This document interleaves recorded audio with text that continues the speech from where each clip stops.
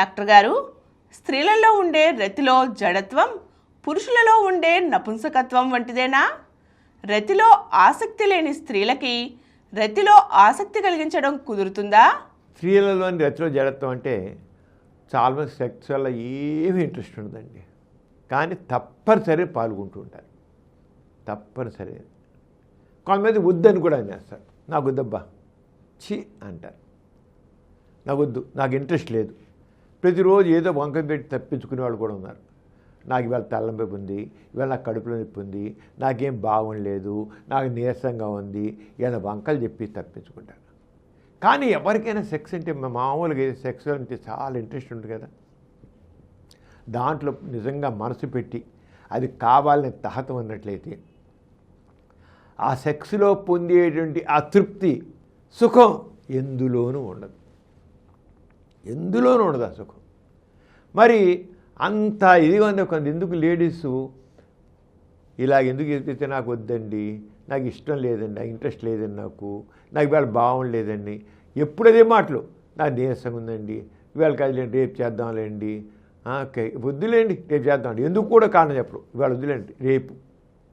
కొంతమంది అస్సలు నాకు ఇష్టం లేదు, నువ్వు నన్ను ముట్టుకోకు అని గట్టిగా చెప్పేవాళ్ళు ఉన్నారు. దీన్ని ఏమంటారంటే ఫ్రిజిడిటీ అంటాం. అదే తెలుగులో రతిలో జడత్వం అంటారు.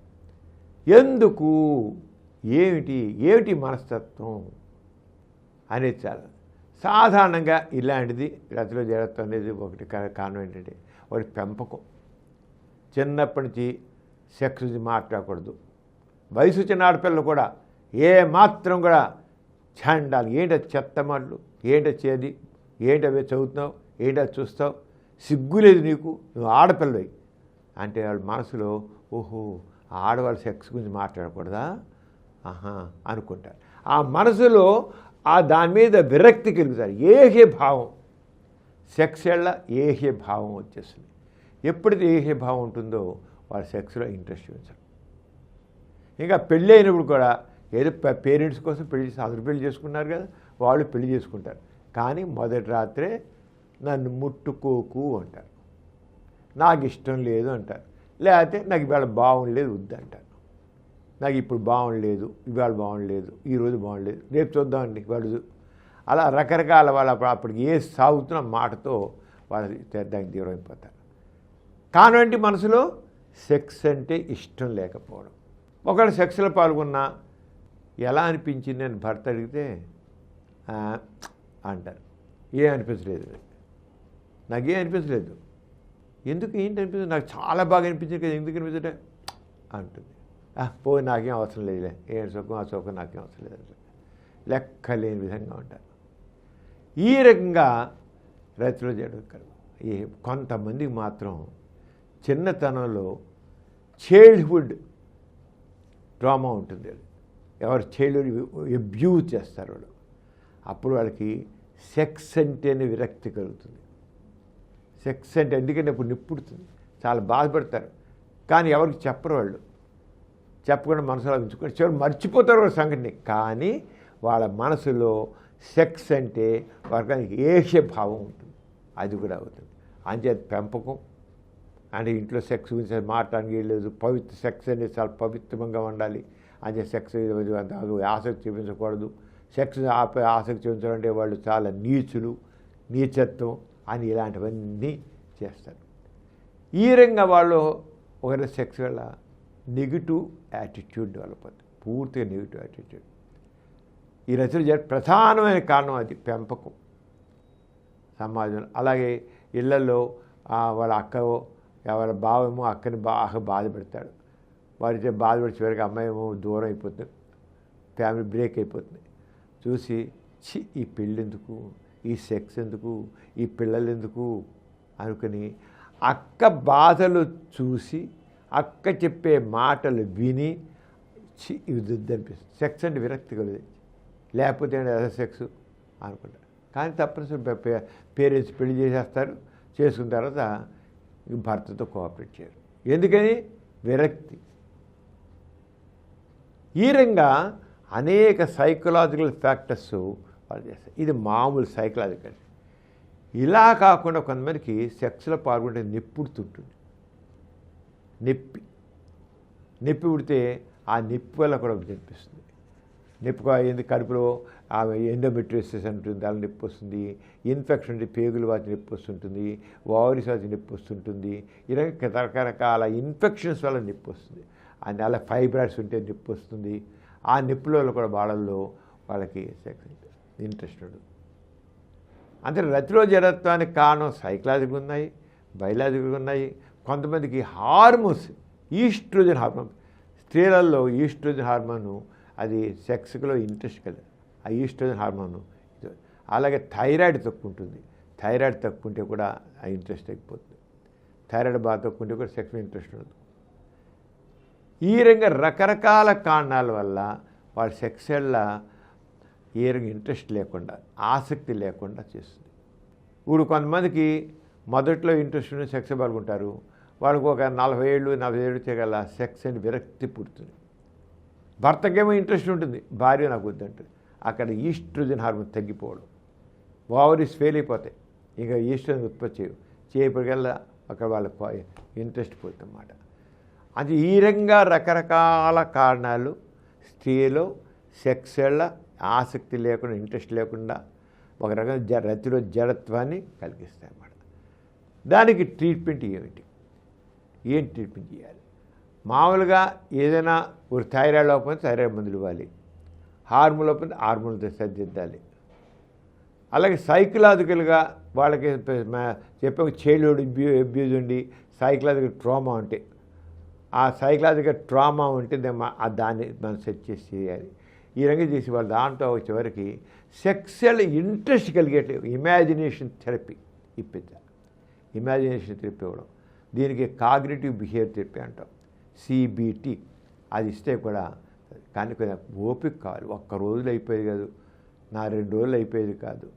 నేను కంటిన్యూగా కొంతకాలం మరి డాక్టర్ దగ్గరికి వెళ్ళి ఆ సైకోథెరపీ CBT చేయించుకోవాలి. చేయించుకుంటే తప్పకుండా వాళ్ళ మార్పు వస్తుంది. ఇదేమి శారీరక లోపం సరిదిద్దేస్తాం మనం, అది పెద్ద కష్టం కాదు.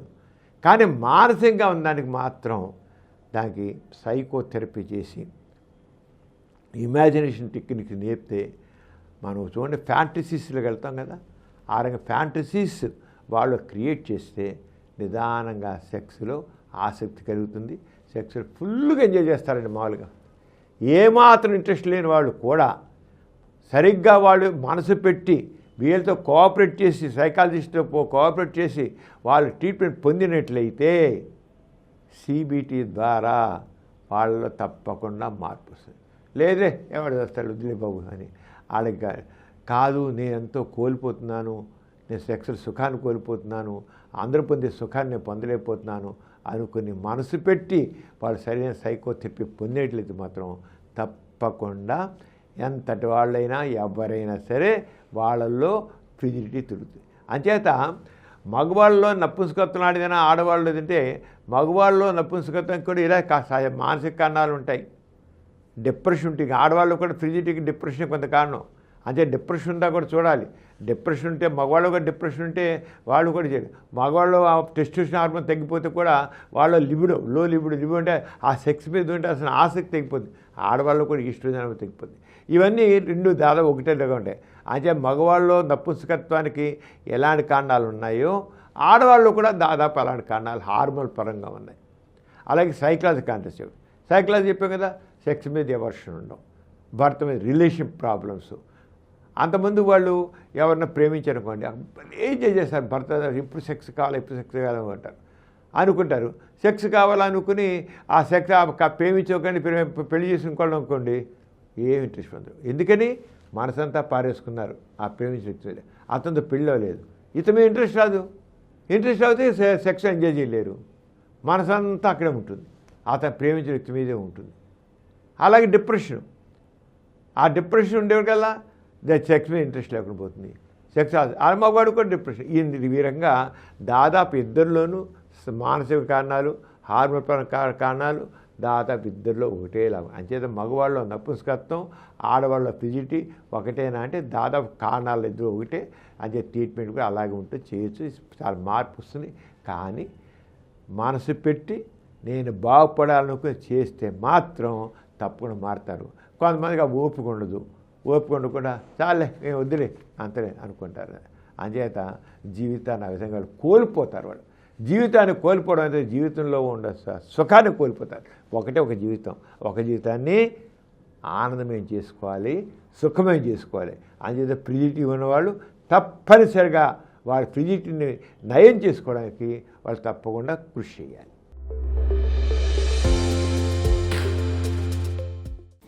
ఈ కార్యక్రమం మీకు ఎంతో నచ్చింది కదా? ఇటువంటి మరిన్ని వీడియోల కోసం అనతి కాలంలోనే 20 కోట్ల వ్యూస్ సాధించిన సమరం ఛానల్ సమర్పించు డాక్టర్ సమరం ఛానల్కు సబ్స్క్రైబ్ చేయండి, లైక్ చేయండి, మీ ఫ్రెండ్స్కి షేర్ చేయండి.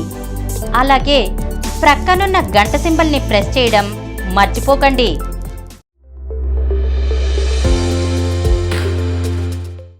Please download Samaram Channels app from Google Play Store and watch your favorite channels. Click the bell icon and subscribe to the channels.